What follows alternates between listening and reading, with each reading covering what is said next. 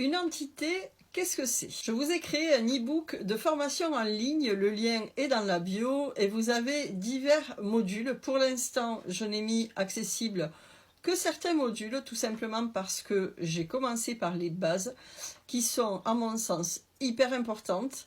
Et ensuite, il y aura beaucoup plus de modules d'accessibles sur le site. Donc, pour l'instant, c'est normal que vous n'en ayez que 9. Et vous verrez, c'est vraiment les bases. Donc aujourd'hui, je vous parle de qu'est-ce qu'une entité. J'appelle entité tous les êtres invisibles qui ont une vibration négative. Pour moi, il y a 3 grands groupes. Il y a les entités classiques, c'est-à-dire les émotions, les égrégores, les mémoires et les implants. Ensuite, en deuxième groupe, il y a les entités esprits, c'est-à-dire les esprits humains, les esprits animaux, les esprits extraterrestres, intraterrestres, j'en ai oublié un, les élémentaux, c'est-à-dire les êtres de la nature, et en dernier, le bas astral. Là, il y aura une vidéo dédiée pour le bas astral pour vous expliquer. En dernier groupe, il y a les entités liées à la magie, c'est-à-dire les intentions, la magie noire, la magie rouge, la magie verte, la pas gentille, les envoûtements et les autres magies. Alors, pour certains points de certains groupes, émotions négatives, vous savez ce que c'est.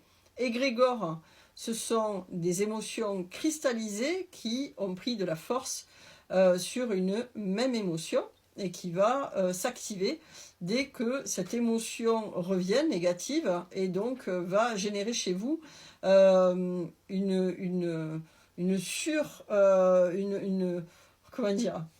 surémotion. Voilà. Ensuite, les mémoires, c'est-à-dire tous les souvenirs, qu'ils soient de l'enfance, d'une vie passée, de votre lignée, que ce soit, voilà, quel que soit le souvenir négatif. Donc ça, c'est une mémoire. Ensuite, il y a donc les implants qui peuvent être psychologiques ou physiques. Au niveau du groupe esprit, donc esprit humain, c'est-à-dire une personne décédée qui n'est pas montée dans la lumière. C'est pareil pour les animaux, les extraterrestres, les intraterres, et les élémentaux. Donc tout ce groupe-là d'êtres qui ne sont pas montés dans la lumière. Et en dernier, le bas astral, dont je ferai une vidéo exprès pour eux. Ensuite, en magie, donc les intentions, qu'elles soient volontaires ou non, donc c'est-à-dire une mauvaise pensée d'une personne envers une autre. Ensuite, nous avons la magie rouge, donc celle qui est liée à l'amour. Donc pour faire revenir un ex, pour qu'une personne en aime une autre. Ensuite, la magie verte, donc la négative évidemment, c'est-à-dire l'intention de nuire à une personne en utilisant des plantes.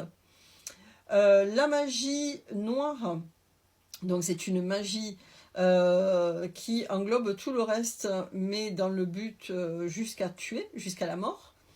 La magie blanche fait partie de la magie, donc c'est pour ça qu'elle est dans autre, parce que même si elle est bienveillante, ça reste de la magie.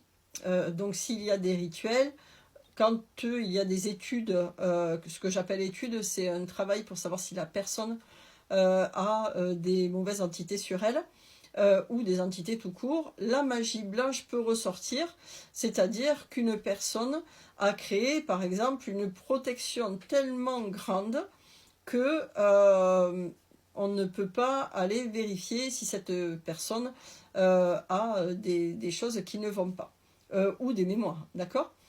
Ensuite, envoûtement, donc là c'est un être, alors l'âme d'un être humain qui est décédé, qui n'est pas monté dans la lumière et qui a pris possession d'une partie ou de l'entièreté du corps d'une autre personne. Voilà, donc j'ai fait, oui, grosso modo, les classiques et les basiques des entités. Évidemment, il en existe d'autres, mais ça, c'est les plus courantes.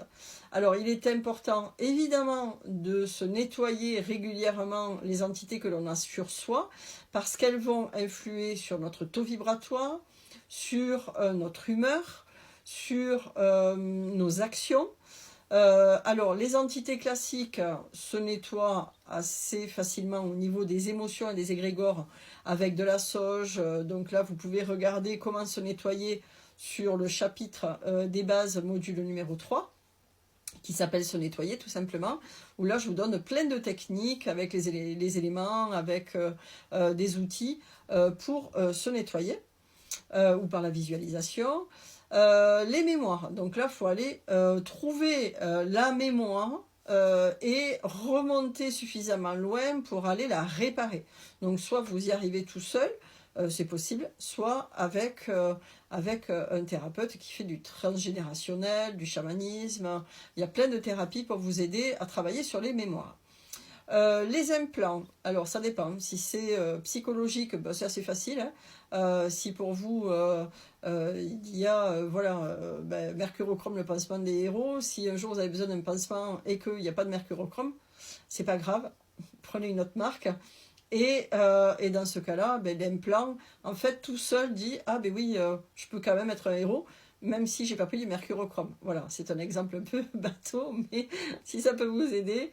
Ensuite, donc pour les esprits, donc là, si vous êtes passeur et que vous avez des techniques, vous pouvez aider les esprits à monter dans la lumière et à ne plus être dans la souffrance.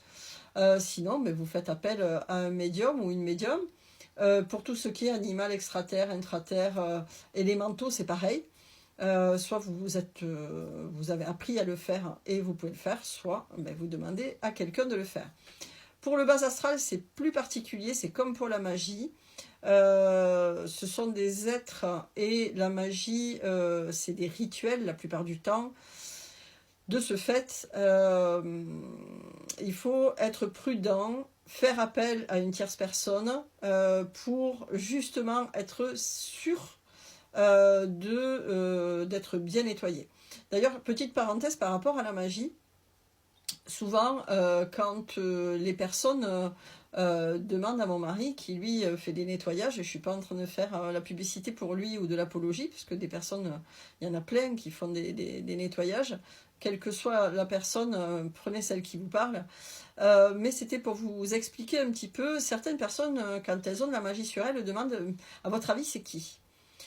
Alors, par rapport à nos façons de travailler, que ce soit mon mari ou moi, on part du principe que l'important, c'est pas de savoir qui l'a fait. L'important, c'est de ne plus de ne plus être influencé par ce rituel de magie et d'apprendre à se protéger. Voilà.